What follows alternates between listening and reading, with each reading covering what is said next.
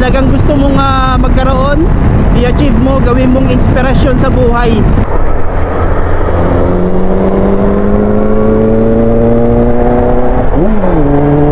Yun o.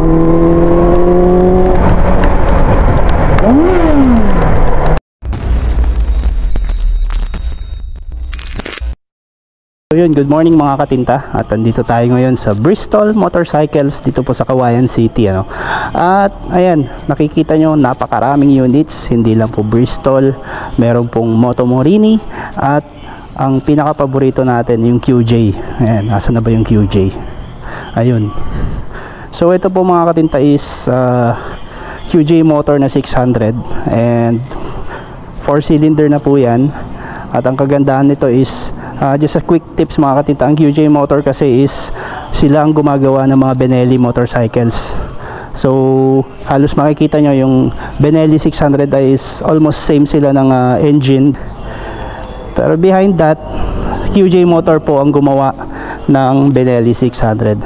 At sana matest ride natin yung bagong QJ na adventure nila, which is yung 800, at ito 600 RC mga katinta.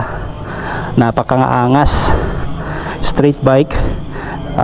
Kung napapanood nyo po si Red Sweet Potato, yan, ganyan po yung ginagamit niya.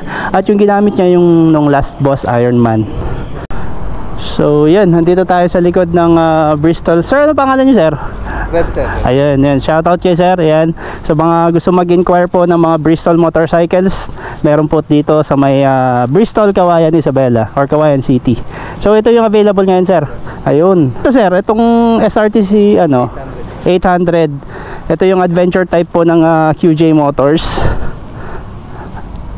At dalawa yung available natin, sir, na adventure type. Yun yung 600 niya, sir. Okay. Nice, nice. Pero 2-cylinder din yan, ano? Oo, 2-cylinder. Siguro, kahit asan dito pwede testing. Okay, sige. Siguro ite-testing ko na lang muna to. Okay, sir.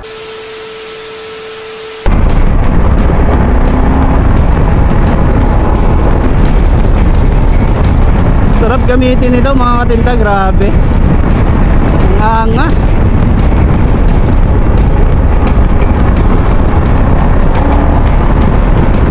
Hopefully, no, sana sa next boss Ironman makagamit tayo ng adventure bike, dahil hindi naman talaga biro ang 1,200 kilometers na gamit mo is naked bike or yung mga sports bike na halos ngalay na yung likod mo.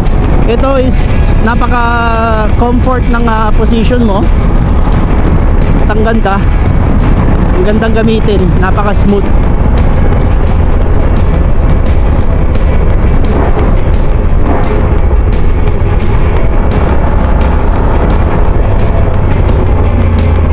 Napaka-stig, napakaganda, napaka-torquey niya mga katinta.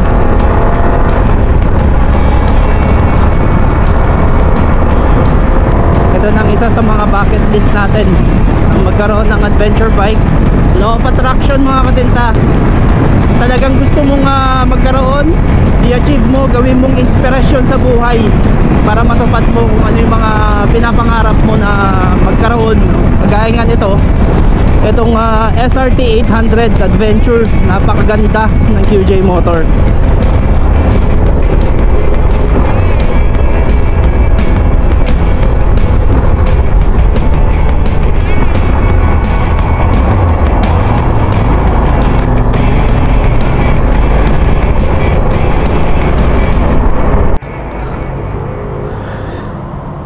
And so yan mga katinta, test unit pa lang nila to. At yun nga, pinasubok nila sa atin. At yun, napakaganda, napakasarap ng response niya. At napansin ko lang mga katinta, well of course given na po kasi lalo na sa mga 2 cylinders is medyo ma-vibrate siya. Given na din yan sa mga 2 cylinder na motorcycle, pero hindi siya ganun ka-vibrate. At yun nga, marami siyang faired. Mapapansin mo is nagbabibrate yung mga fairings niya, pero at high speed okay naman na, hindi na siya ganun ka-vibrate.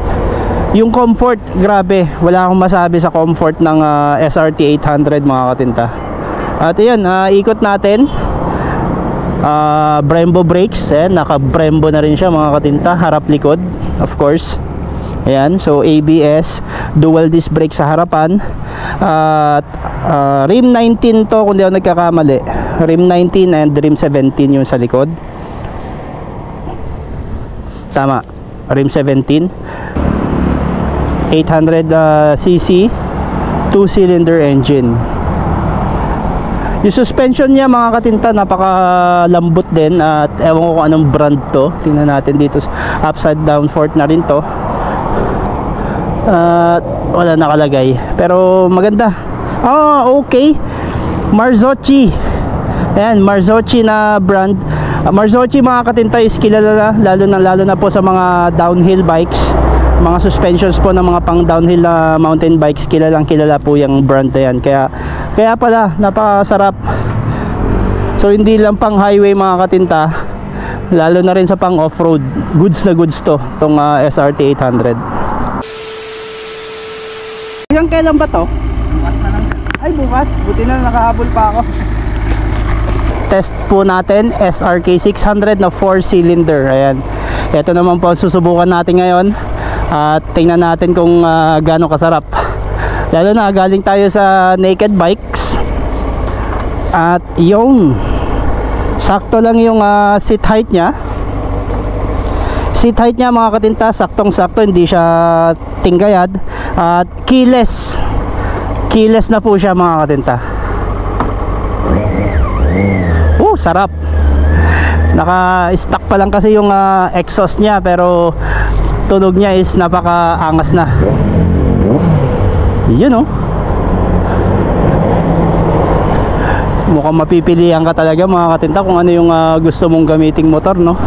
Dahil tong SRK 600 mga katinta is napaka smooth compared sa 2-cylinder mga katinta. Hindi siya ma-vibrate. At ang torque, sarap. Napaka smooth niyang gamitin.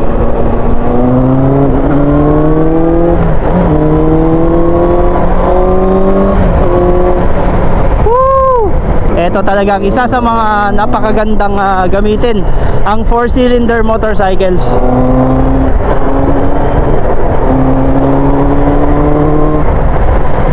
Grabe.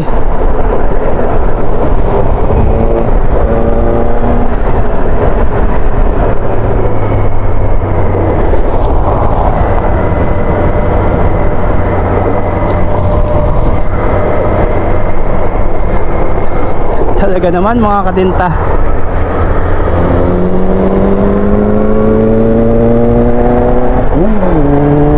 Yun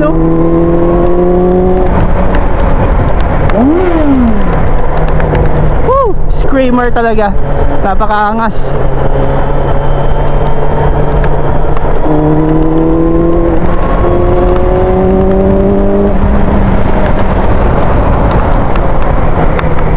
Ay grabe.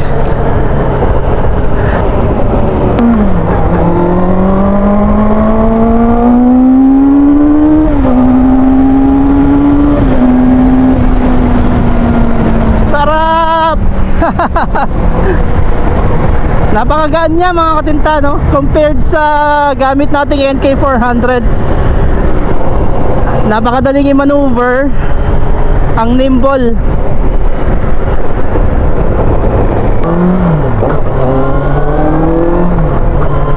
Yun lang talaga ang downside dito sa naked bikes, no? Naka sport position ka at yung hangin is talagang sakop na sakop sa'yo. Hindi kagaya ng mga sports bike na may fairings na pwede mong pagtaguan. At yun nga ang downside ng naked. Pero para sa akin, mas maangas tignan ang naked bikes compared sa sport bike. Well, kanya-kanyang taste lang naman yan. Pero sa akin kasi is mas prefer ko ang naked bikes. Tapos 4-cylinder pa, no? Napakaganda. Napakaangas, gar. Hopefully sana someday magkaroon din tayo ng ganito, no? 4-cylinder na 600cc, mid-range lang. Okay naman siguro pag may 1,000, pero sa mga typical or normal na empleyado lang or mahirap na vlogger, saktong-sakto na sa akin tong 600cc na to.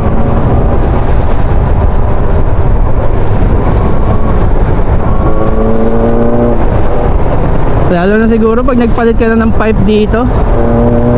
Yun, oh, grabe. Okay mga katinta, so ito yung tinest natin kanina na QJ motor, 600cc, 4-cylinder engine, Screamer. Mapapa-irgasan ka sa sarap. At yung isa mo namang tinesting natin kanina is SRT 800. SRT 800. Ito po yung isang tinest natin kanina. At suspension wise, wala akong masabi. Top notch po ang kanyang suspension dahil gawang Marzocchi. And so yun nga mga katinta, no? Na-test po natin ang dalawang brand ng motorsiklo na isa sa na pinapangarap nating magkaroon someday. So kahit saan doon, kahit 600cc, kahit 800cc man, sana all. Pero gaya nga ng sinabi ko, law of attraction, kung talagang gugustuhin mo, magkakaroon ka. So magsumikap ka lang, focus ka sa goal mo, mag-ipon, at malay mo, someday magkaroon din tayo ng ganun. Sana sa Boss Ironman 2025, at sana kung makasali pa tayo, medyo makapag-upgrade man lang tayo ng motor, no? Dahil wala namang problema dito sa atin, pero sa NK natin goods na goods naman pang Ironman to. Pero syempre iba pa rin pag naka higher cc ka, alam mo yun, mas hindi ka pagod, lalong lalo na pagkasabay mo may mga liter bikes, mga adventures na 1000cc pataas. Tayo 400cc lang, pero kaya pa rin naman natin makatapos. Pero mas mainam na rin siguro pag yung much higher cc, mas less stress ay ka nga nila. Kaya konting piga mo lang, nandun ka na. So anyway mga katinta, kudos po sa Bristol Kawayan. Thank you very much po sa pag-entertain sa atin at pagpapahiram ng kanilang test unit na SRT 600 at SRK 800. Maraming salamat po. At sa mga gusto pong mag-inquire or gustong bumili ng kanilang Bristol big bikes, no, or QJ Motors, Moto Morini, ayan, kumpleto po sila doon. Bisitahin nyo lang po yung kanilang unit located sa Kawayan City, Isabela. Uli, maraming salamat po mga katinta. Ride safe po sa ating lahat. Peace!